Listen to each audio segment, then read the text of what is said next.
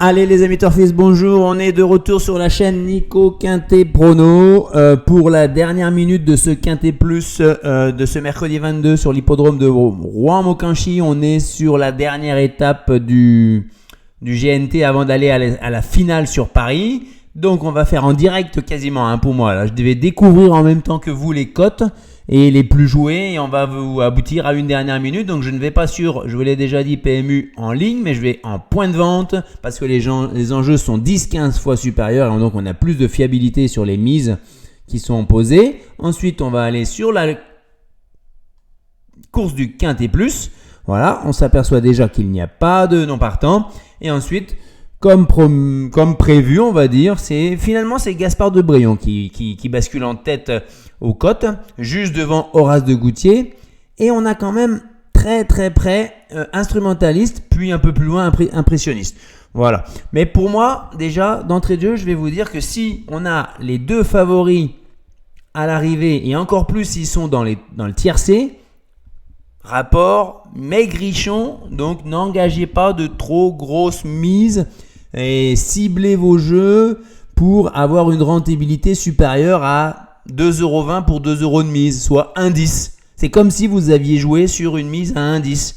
Donc autant jouer dans ces cas-là Horace du Goutier à la gagne dans ces cas-là, par exemple. Donc ensuite, on a ces deux-là. Et après, on passe la barre des 10 contre 1 et on a 3-4 chevaux qui sont là. Helios de Chaos, logiquement le 5. Le 2, Hidalgo des Noé. Ensuite, on a le 14, Émeraude de Baie. Et ça sort plus de là. Voilà. Ensuite, on bascule au-dessus des 20 contre 1 avec à la fois le 1, Gallique du Rocher, le 3, Galbarinja et le 12, Élite de Giel. Juste derrière, on peut dire qu'il n'est pas forcément abandonné, d'où Parfum, parce qu'il y a Eric Raffin à la drive. Les Turfistes aiment bien, ils jouent Raffin, Basile, Nivard, Abrivard, les yeux fermés, quoi. Là, bon, il peut faire l'arrivée, mais il faudra des circonstances de course extrêmement favorables. Et on a Gangster du Vallon qui n'est pas complètement abandonné. Sinon, complètement abandonné, Diego Sauton, logique, Figaro de l'Arrêt, logique, Hirondelle du Rib, logique, et Delia du Pomereux, logique. Donc sur 16, il y en a 4 qui sont abandonnés complets, ça en fait plus que 12. Moi, j'ai de gros doutes sur le 8 et le 10, Gangster du Vallon et Doux Parfum. Ça veut dire qu'il reste 10 chevaux qui peuvent prétendre à une place dans le Quintet Plus. Donc, vous voyez, les rapports, même si on a des outsiders à l'arrivée, ça risque de ne pas payer trop fort, surtout s'il y a les deux premiers favoris. Donc, pas trop de surprise à la lecture de ces premières cotes. L'ordre de la presse est à peu près respecté. Donc, on va aller voir un peu plus précisément ça maintenant dans les plus joués. Donc, on s'aperçoit qu'effectivement, dans les plus joués, on est quasiment à 100 000 € de mise à la gagne sur le cheval gagnant de la course, 150 000 en jeu simple placé. Et comme d'habitude, le quintet ici, on est à 1 300 000. Par curiosité, si on va sur PMU en ligne.fr, donc .fr c'est sur internet, PMU point de vente, c'est les réseaux de physique en dur au guichet. Voilà, quand vous vous déplacez pour miser. Parce que là, sur le Quintet Plus d'aujourd'hui, si on va dans les plus joués en .fr, et on a 9 000 à la gagne, 16 000 à la place et même pas 100 000 dans le Quintet. Donc, on revient forcément ici. Alors, sur 100 000, un peu moins de 100 000 à la gagne, j'imagine qu'on a, au moins 50 000 sur les deux premiers favoris, le 11 et le 9. Allons voir ça. Toc. Voilà. Seulement 21 000 et 17 000. Donc, on voit que finalement, il y a peu d'écart entre les deux à la gagne. Mais par contre, tout de suite, on a une indication. Regardez à la place.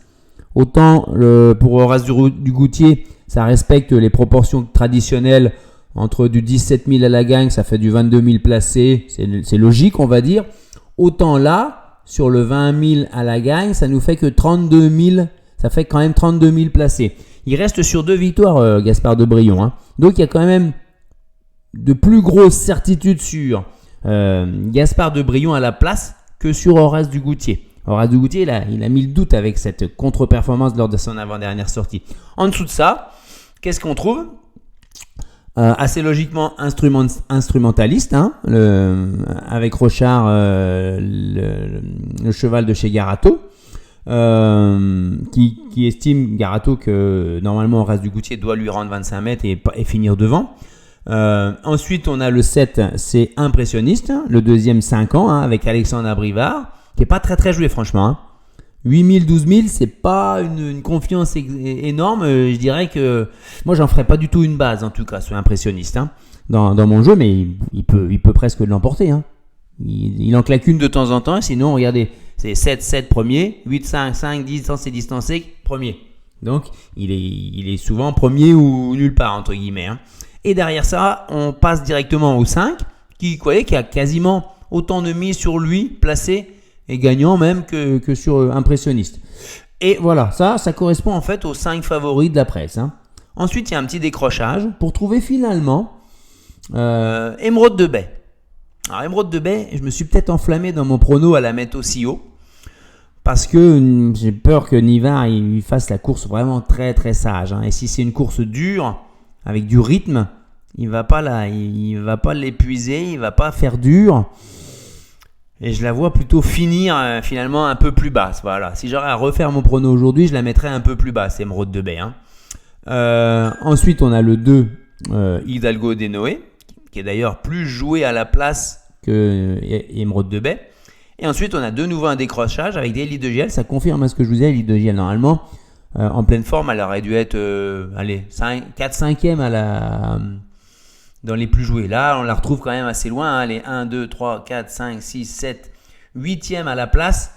Ça correspond à sa 9e place dans la synthèse de la presse, mais en termes d'argent misé, 3000 à la place, 3000 à la gagne, 6000 à la place, c'est pas énormément. Et elle a autant d'enjeux que le 3, Galbarinja, hélas, Gallique du Rocher. Derrière ça, le 10, voilà, tout au bout. Et le 8, Gangster du Vallon. Et derrière, il n'y a plus personne. Donc vraiment, là